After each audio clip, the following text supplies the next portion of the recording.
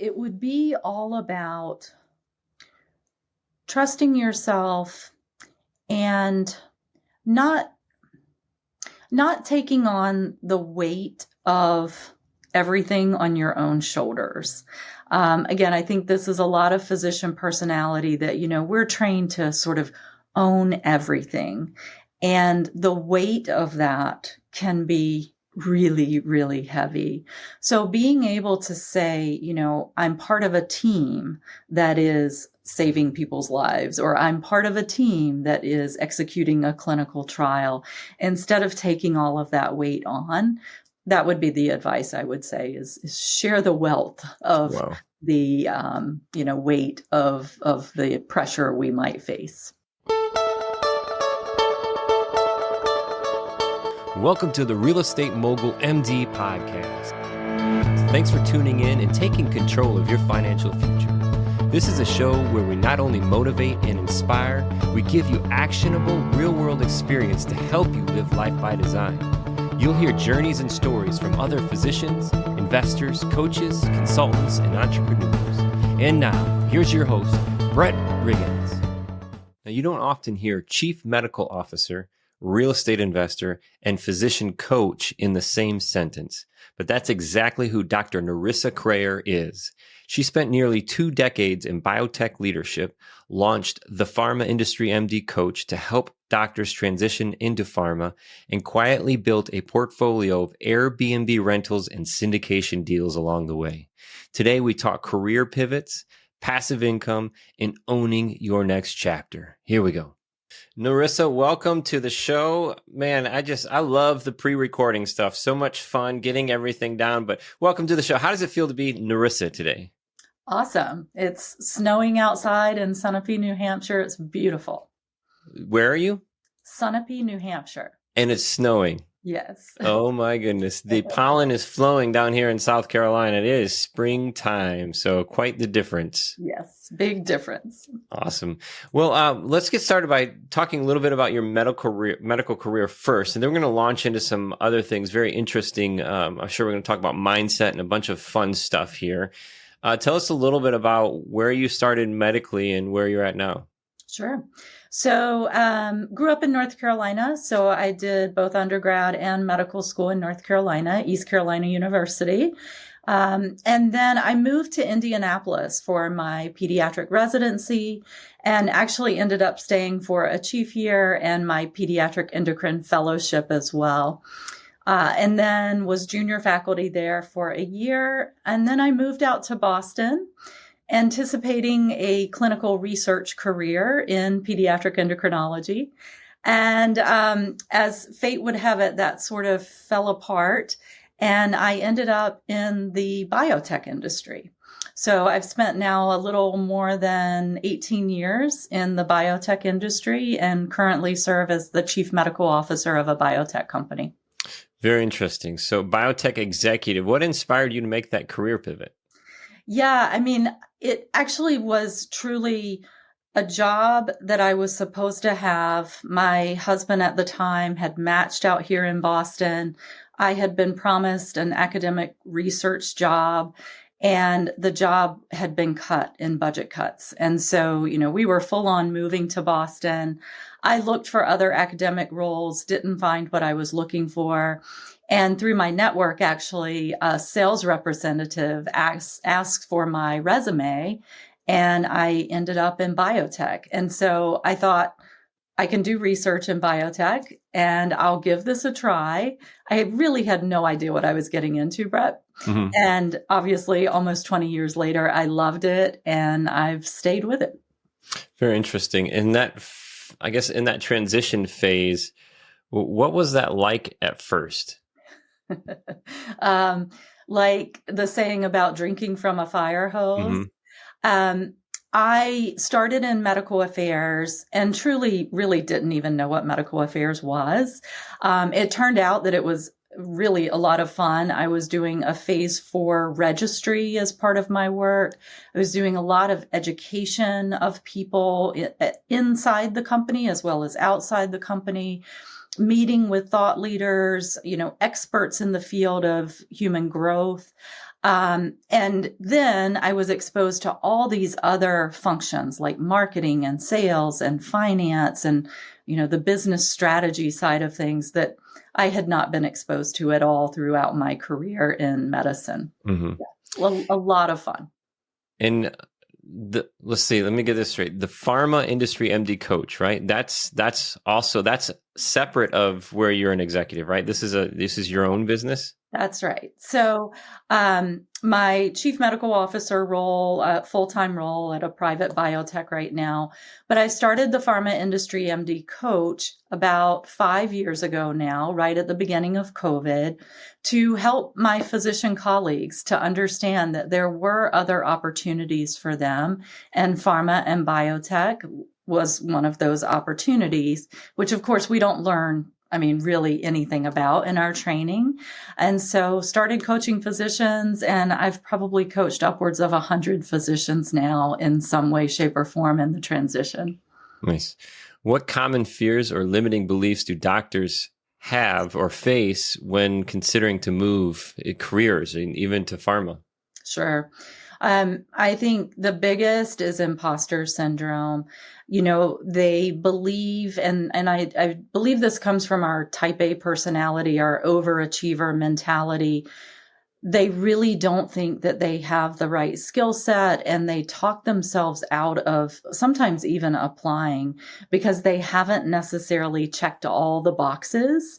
And, again, as overachievers, we're used to being able to check all the boxes. So that imposter syndrome piece, we spend a lot of time on. That's interesting. Do you think that could maybe cross paths too, or cross lines when we're talking about real estate investing, like trying to pivot from medicine into real estate investing? What does that make you think of when I say, is that possible? Well, it makes me think of my own experience getting into real estate, actually. Having been parts of groups and listened to podcasts like yours, thinking, oh, but I don't know enough. And I have to go get another degree or certification or training course before I make an attempt at this. And that's what I initially did with real estate syndications as well as short-term rentals. So you got into it, and I hear this, I hear real estate, and all of a sudden my ears pop up and say, what's going on? So tell us a little bit about, well, first, juggling all of these things. So when did you make that first real estate transaction? Obviously moving from, the Carolinas to Boston, into New Hampshire, right? There's some personal residence that's happening there, and we see accidental landlord situations pop up on that journey too. But when does your first real estate opportunity pop in, and how do you manage that, juggling all these other pieces at the same time? Yeah. So my first real estate investment was a home in the Outer Banks of North Carolina. It's a beachfront property that actually we've 1031'd into a larger property still in the Outer Banks of North Carolina. So bought that with my now ex-husband. We still own the property 50-50, tenants in common. The first property we bought together was in like 2016, 17-ish. And so now have owned two properties there. The home I'm in now, which is now my full-time residence, was a property in New Hampshire that I Airbnb'd intermittently when I wasn't using it. Also, just recently, end of last year, bought a ski condo to rent up in Lincoln, New Hampshire, which is near Loon Ski Mountain. And also got involved in now, I guess, 5 real estate syndications over the course of the last few years. Nice. What's been the biggest challenge for you in all of that? Organization. So you were asking about how to juggle everything. I think I am by nature not the most well-organized person. And so when tax season rolls around, it reminds me that I'm not the most organized. So actually, I have hired someone to do my books and take over all the numbers. Now, I still have a lot of tracking and making sure she has all the information, but I do think that detailed numbers piece for me has been the most difficult. Yeah, I think that's the most difficult ever. And then how do you keep all of this straight? How do you have, I always ask, what do you have everybody's got a spreadsheet, a manila folder. Like how is Nerissa keeping this straight? Yes. Well, going back to that comment about lack of organization, yes, there's a spreadsheet. Yes, there's a Google Drive. Yes, there's paper files, so it's like I actually sat down not long ago because I was so frustrated with getting my taxes together and said, okay, this is the year that I'm going to track it in the same place and I'm going to do it on a monthly basis. Mm-hmm. So knock on wood, I'll keep up with that habit. And in that journey, what platform are you using to track? Yes. So my assistant uses QuickBooks, Mm-hmm. but for me, the day-to-day tracking piece of, expenses and not having to every year go back and figure out what cost this and that, what did I put into furniture, et cetera. I'm using Excel. Okay. Very interesting. And you mentioned something about that first property that you have that you went through a divorce and you still have that property. How does that work? Because my experience has always been when there's a divorce, either there's one person buys the other person out or they sell the property. How did it come about that you both still own that property and the divorce is finalized? Yes. So this was my second marriage. We had prenups going in, both had our own kids and our own, very successful careers. So prenup going in, this was the only thing we owned together, actually. And Mm-hmm. when we bought it legally, we set it up as 50-50 tenants in common. Okay. So that legal setup led to, when we decided to get divorced, a lot of conversations. We would like to sell the property. I think from a risk perspective, it would be cleaner. As you probably know, the real estate market with interest rates has been tougher. So the house is actually on the market, Mm-hmm. and we do plan on selling it, taking the proceeds. A lot of conversations about, do I buy him out? But also I have a great interest rate on that property. And so to think about 1031ing, it's going to be into a higher interest rate. So right now we have a cordial relationship and it's working for us. It might not be the best thing for everyone, but it's working for us right now. Interesting. Very interesting. That stood out to me. So it's like, how does that work? But it does make sense. So you've got some Airbnbs and some syndications. Are you doing any long-term or mid-term type rentals as well? No, I've toyed with the idea of long-term. I actually took a hiatus last year from my full-time chief medical officer work and considered if I wanted to go further into real estate and actually maybe not go back to a full-time role. And, again, just timing wise, and where I was, I decided it was not the right thing for me. Yeah. Because you want to keep busy? Is that what you want to do? Right. Because I want to keep busy. Yeah. Actually, because I really had to sit down and say, do I love real estate investing? And it's, for some people, some physicians you and I both know have really, they're not practicing at all anymore, right? Mm-hmm. And it's just not a passion of mine. And so it was really a decision around, is this really where I want to spend my time? And the answer was no. Yeah. Which do you like more, the Airbnbs or the syndications?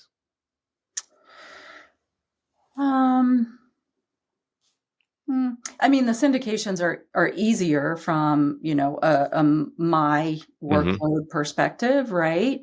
But I think, of course, there are tax benefits of the short-term rental. So I guess it's really more about what are you looking for? And for me, it's a nice portfolio of mixed work, mixed risk. And so I don't know if I would probably choose to have a mixed portfolio. Yeah. And if those syndications are only, it sounded like maybe 3 years old, you've not gone full cycle on any of them yet, correct? No, I haven't. So yeah, we'll see. Yeah. So there's a little difference there too, where that Airbnb is you're going to have that, it's going to have a higher cash on cash. Likely you're going to have that in, but that equity multiple is the enticing piece of those syndications. So when those do exit, you have that increase there in the equity piece. So very interesting.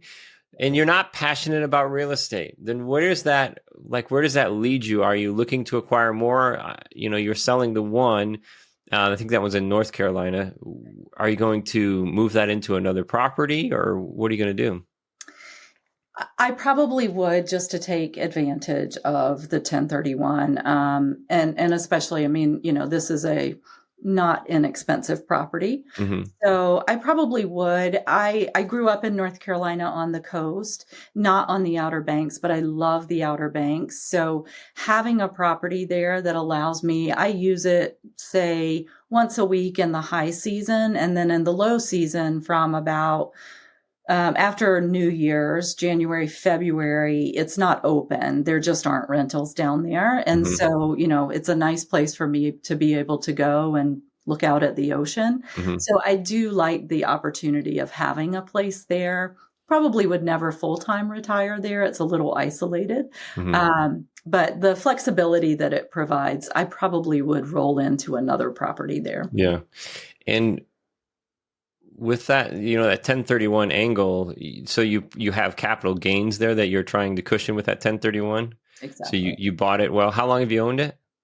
So this property, we 1031 the first property into this one. Let's see, it would have been before COVID. So maybe 19, something like that. 2019. Right into COVID.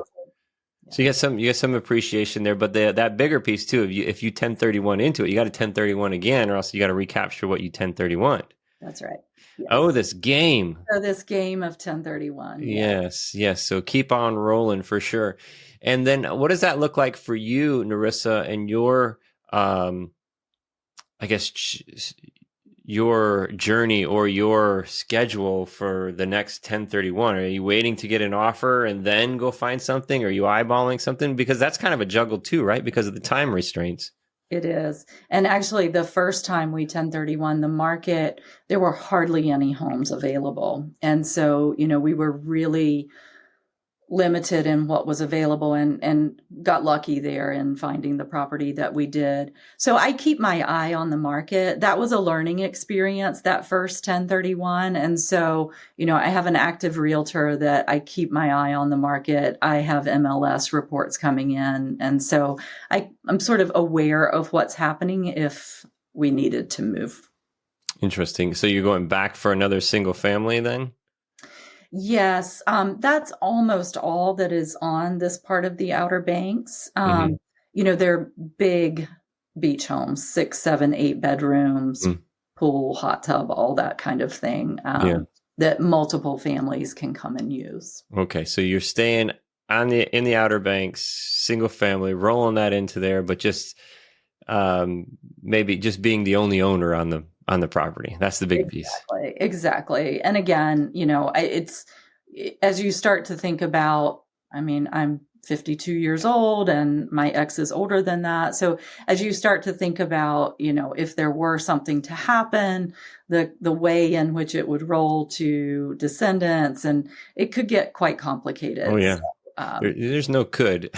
Yes. That's right. Everything's going to be complicated already. Even making a decision is going to be complicated. So, and it's again, one of those challenges of being in that situation.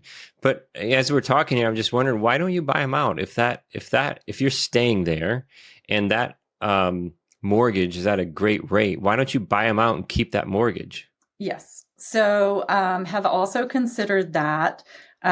Just timing of capital and what was available, it would have been a pretty decent outlay of capital. Would he do a seller finance? Potentially. That's not a bad idea. Certainly something to consider. And that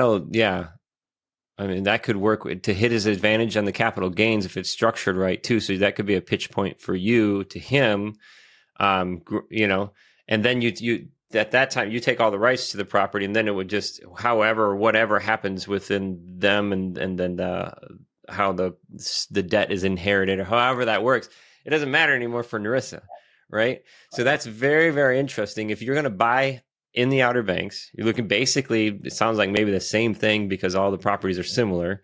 And this property, you've got that rate on. I'm just coming back to what would this other person do to make, to make it so where you could keep that debt, keep the property, buy them out. And I think that seller finance piece is a huge kind of, what do you think that'll work? I think that could work. It's a discussion to be had, certainly. And that's why these conversations are so awesome, right? Yeah. Because people just bring like different ideas and concepts and experiences. Yeah. I went to this meeting. It was my first meeting. It's called an equity exchange. It's very interesting when you really discuss, hey, I've got this, you've got this. There's a way that we could trade and there'd be benefits for both sides depending on the value. What are you looking to get out of it?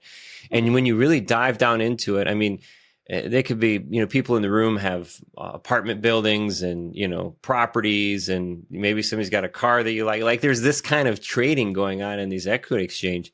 But it's just that it's getting down to what are you really looking for? What are the benefits that you're really looking for?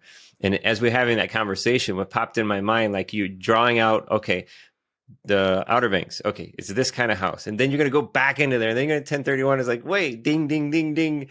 Seller finance. Let's get this one for sure. It's a great opportunity to do that. But yeah, throw that out there and see. And it's always, what can I do to present something to have that much benefit for the other person as well too. And if there's a way that it could be structured so the tax issue doesn't happen again, then it would be an additional benefit for that person. So I think there's a win-win here. Besides this, what else is next for you? Yes. So, in my free time, I love. Free time. Yeah, right. I actually do take free time. Yeah. So, this is an important piece, right? Yeah. We work, but you've got to enjoy the fruits of all of this work. Absolutely. So I'm a big hiker, trekker all around the world, all around the United States, and right here in my backyard in New Hampshire. So I always have another trip planned. My next big trip is to the Arctic Circle. Oh my goodness. Yeah. Now you are just about the coldness there. I mean, you're talking, before you say it's snowing there now, but you're going to go to the Arctic Circle. Wow. That's crazy. Are you scared? No, actually, it's an Arctic yoga safari. Oh, wow. So it's in a very nice lodge. It is 4 hours north of Yellowknife, Canada, which is the most northern public or commercial airport in the world. Wow. So it's even 4 hours north of that. But stand-up paddleboarding, yoga, polar bears, Arctic fox, it should be amazing. Wow. And it's in the summer, so it's not going to be warm. It's the Arctic Circle, but it's going to be daylight for hours and hours. Wow. It should be amazing. Arctic safari to me sounds like plastic silverware. It sounds like two things that don't go together, It's a good point. Yeah. But wow, that is crazy. And the yoga, just imagine what you're going to be able to do working on yourself there, being connected with nature and being separated from everything. Is just going to be remarkable. So hopefully you journal, and you're able to do that while you're there. Absolutely. That sounds so amazing. We touched on Pharma Industry MD Coach just a little bit. How much of that is your driving factor right now? I mean, that's like helping other physicians, right? So what does that mean to you to be able to help other physicians? A lot. This was, again, it was I sort of a concept that came out of a coaching group, a physician coaching group. And it was in the thick of COVID when our physician colleagues were in a lot of pain and suffering. And so being able to help them see that there were other opportunities and help them through that whole path. When I get the email or the phone call that says, hey, I signed, or hey, I got an offer, I'm celebrating along with that physician. And there are a number of them out there that I've been able to help. So it's been a lot of fun. That is so cool. Being able to join in their journey, not help them, but join in their happiness too, yes. Right? So that's so cool. If the listeners are interested in learning more about Pharma Industry MD Coach, where should they reach out to you? Sure. So my website is industrymdcoach.com. lots of free information, podcasts, blogs. I've written a blog for almost that whole 5 years. So lots of free information there. And I also offer a 15-minute free consultation to chat with people about what they might need help with and how I might be able to help them. That's fun. That's so much fun. And we'll have that in the description too. I have one last question for you. If you could go back 15 years, I don't want you to change Nerissa. I don't want you to change who you are or who you've become. If you could tell somebody that was on a similar path as you 15 years ago, but with the experience and knowledge that you have now, go back 15 years, set beside that person, what would you tell them? Yes. So it would be all about trusting yourself and not taking on the weight of everything on your own shoulders. Again, I think this is a lot of physician personality that, we're trained to sort of own everything. And the weight of that can be really, really heavy. So being able to say, I'm part of a team that is saving people's lives, or I'm part of a team that is executing a clinical trial, instead of taking all of that weight on, that would be the advice I would say is share the wealth of the, weight of the pressure we might face. Yeah. And that's so hard. It's like so hard. One, you've got this idea of a high performance person. You are very skilled typically at what you do. Being able to pass that off by delegating, it's such a risk. We feel, right? It's such a risk. And then I could be hurt in so many different ways by passing that off. But when you find the right relationships, you surround yourself with the right people, man, it's explosive the way that compounds and how you grow as a person. When you surround yourself with the right people, work with the right people, then relying them on it as a team, that's beautiful. Yes, totally agree. Very well said. Very, very, very, very well put. And that was all you. That wasn't me. That was you. You put that there. And that's so cool. And I love asking that question too, Nerissa, because I don't want to change who I am or who I've become. But if we could talk to that person who's maybe in that spot where you are, and 15 years from now, look back and say, hey, I was able to lean on a team. I was able to delegate. I was able to expand my associations. And maybe this planted the seed for somebody. Not in an Arctic safari seed, but just a seed that needs some sunshine and needs some water and get that thing growing. So, Nerissa, thank you so much for your time. It's been an absolute pleasure. When is the trip? It is at the end of July. End of July. So we got a couple months here, a few months before that comes out. Safe travels, best wishes, and enjoy the time. There's something special that's going to happen while you are there, and we just wish the best for you. Oh, thank you. What a great conversation today, talking about building wealth with an intention, and hey, just having those conversations to see what value you have to offer and what value the other person is looking for. Oftentimes, those two can be met in the same equation. Just have to think outside the box sometimes. Here's a few key takeaways from my conversation with Dr. Kreher today. You don't need another degree to start investing, just the courage to take action. Career pivots are less about quitting and more about realigning with what energizes you. And finally, even with a busy executive schedule, real estate and business can play a role in financial independence. To learn more, hey, go to the .com, industrymdcoach.com, industrymdcoach.com, and you can chat with Dr. Kreher right there. So thanks again for your time, and more importantly, thanks again for your attention. This is the Real Estate Mogul MD.